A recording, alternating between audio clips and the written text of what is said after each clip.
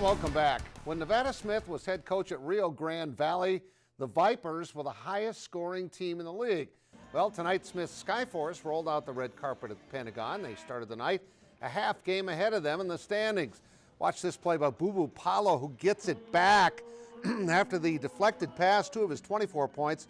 He also had 12 assists. That didn't count as an assist, by the way. That was a vicious putback by Chris Walker. Vipers up on Smith's team by 21 in the second quarter.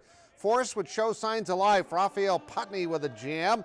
Led the way with 27 points tonight. Next time down, it's going to be Duncan Robinson, the New Hampshireite. Nice fake pops for 3 of his 25 points. And the Force would take the lead in the second half. But they couldn't stop this guy. Michael Frazier had a huge game tonight. Whoosh. 43 for him. And remember I said the Vipers used to score a lot of points with Nevada as their head coach. They scored a lot of points tonight. Your final, 141 to 133. Fun game to watch. Not a whole lot of defense.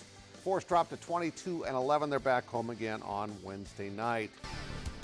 Though Mike Daum is the most prominent senior leader on the Jackrabbit basketball team, Tevin King is often the team's unsung hero, providing grit and tenacity that he had to grow up with in Chicago.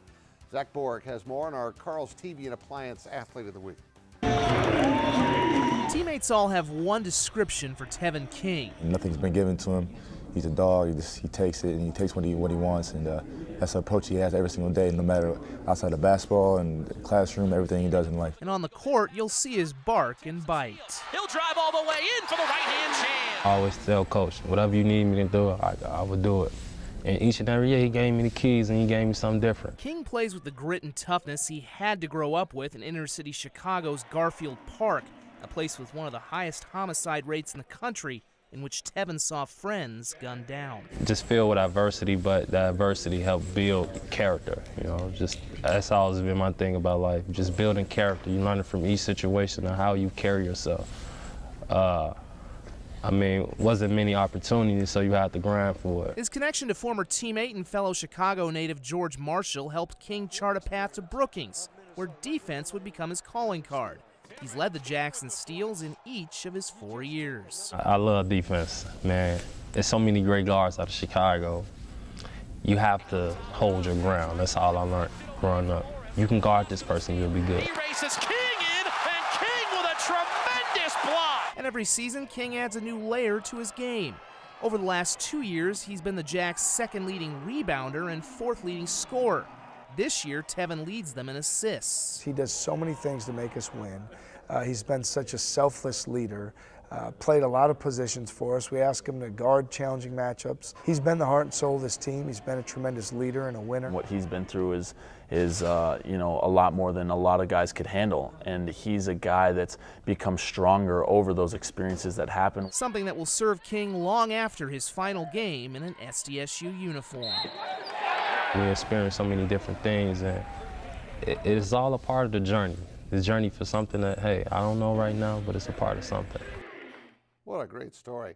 Now, it's pretty much a given that Mike Daum, of course, is going to win the Summit League Player of the Week honor, which he did today for a record-tying 7th time this year and 18 times overall. Well, this week he got some national praise from the Lute Olson Award.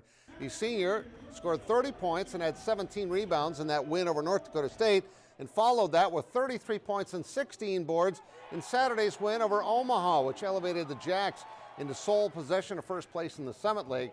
Daum is on the mid-season watch list for the season-ending Lute Olson Award, which honors the top player in Division I. On to the basketball court tonight. Harrisburg's girls moved into the top spot in Class AA this week. They hosted the Washington Warriors. Nice pass inside. Breckley Honor with the steal and dish to Jenna Ugofsky, who had 14 points, 8 rebounds, and 10 assists for Nick Meyer. Now they were far from done in the third. Ugofsky to Abby Phipps, who led the way with 16 points. They're up by 29 after a close game midway through the second quarter.